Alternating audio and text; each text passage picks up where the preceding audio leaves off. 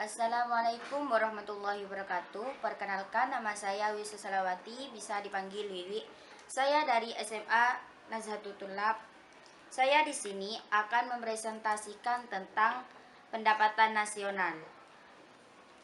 Pendapatan nasional yaitu total nilai barang dan jasa yang dihasilkan oleh suatu perekonomian dalam periode tertentu yang dihitung berdasarkan nilai pasar.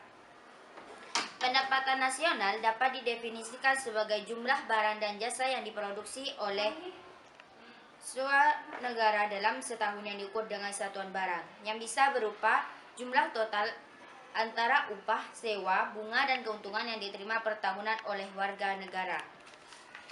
Dan pendapatan nasional yaitu sesuatu yang diterima oleh masyarakat dan dikonsumsi. Meskipun produksi barang dan jasa meskipun sangat penting tapi tidak dikonsumsi, itu tidak termasuk pendapatan nasional. Konsep-konsep pendapatan nasional yaitu 1. Produk domestik bruto.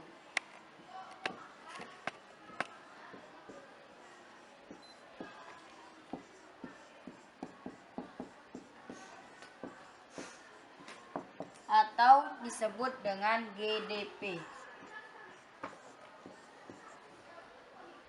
Produk domestik bruto yaitu sebagai total nilai barang dan jasa yang dihasilkan oleh suatu perekonomian dalam periode tertentu yang dihitung berdasarkan nilai pasar. Jadi sama dengan pendapatan nasional, cuma beda istilah saja. Yang kedua yaitu produk nasional bruto.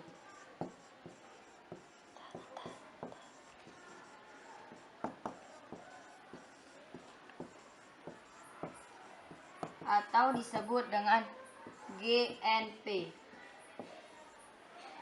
Produk nasional bruto yaitu nilai produk yang berupa barang serta jasa yang dihasilkan oleh penduduk dari suatu negara dalam setahun, dan keuntungannya yang diperoleh harus dilaporkan ke negara tersebut. Yang ketiga yaitu produk nasional neto.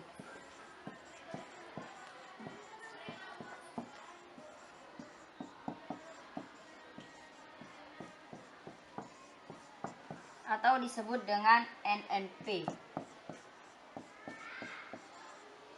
Produk nasional neto yaitu produk nasional neto dikurangi dengan penyusutan dan barang pengganti modal. Bisa ditulis dengan rumus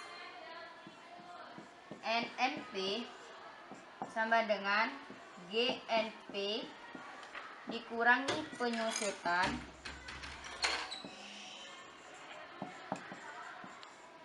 dan ditambah barang pengganti modal.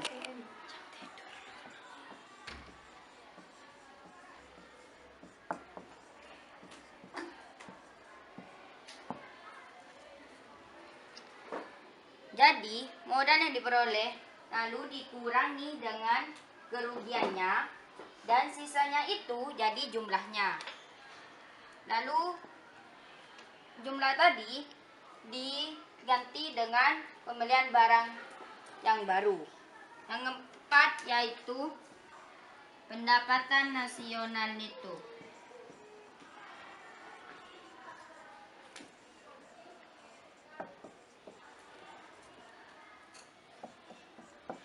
Atau NNI. Pendapatan nasional neto yaitu dikurangi dengan pajak yang tidak langsung dan ditambah dengan subsidi. Bisa ditulis dengan rumus NNI sama dengan NNP dikurangi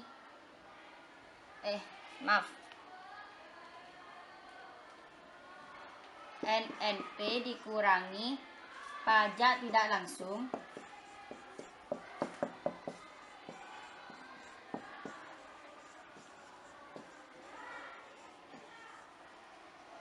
dan ditambah dengan subsidi.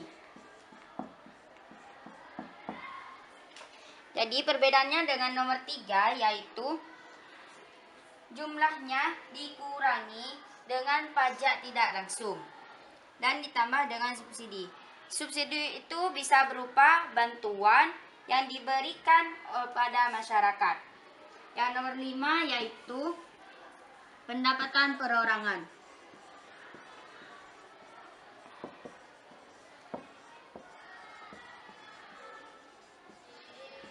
atau disebut dengan PI.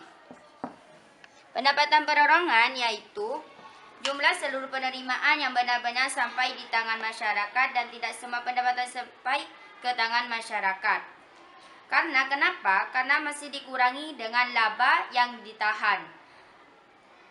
Bisa ditulis dengan rumus PI sama dengan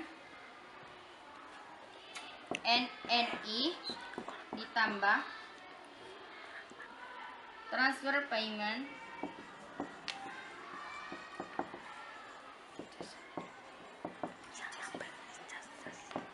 dan dikurangi laba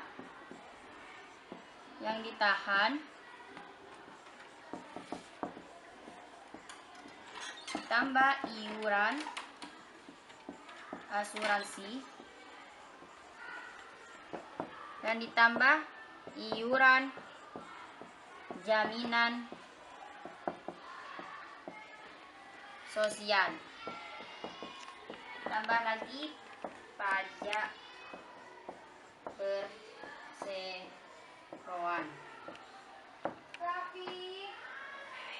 Dan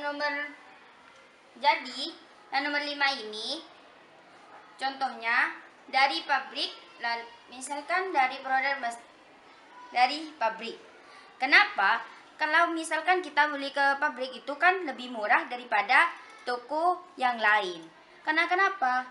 Karena kalau toko yang lain itu masih membeli ke pabrik lalu ke toko yang lain dan ke lainnya. Yang nomor 6 yaitu pendapatan disposable.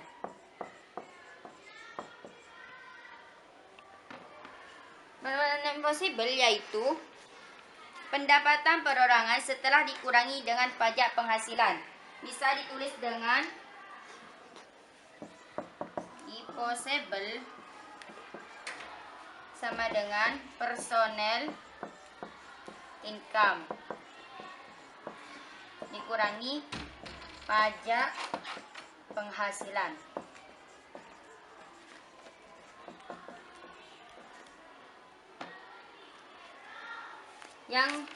Jadi inilah konsep-konsep pendapatan nasional. Terakhir yaitu klasifikasi perekonomian di Indonesia. Pertumbuhan ekonomi Indonesia dianalisis di masa depan akan dinilai bakal sangat menjanjikan karena pangsa pasar mengkonsumsi akan semakin besar. Jadi cukup sekian dari saya. Assalamualaikum warahmatullahi wabarakatuh.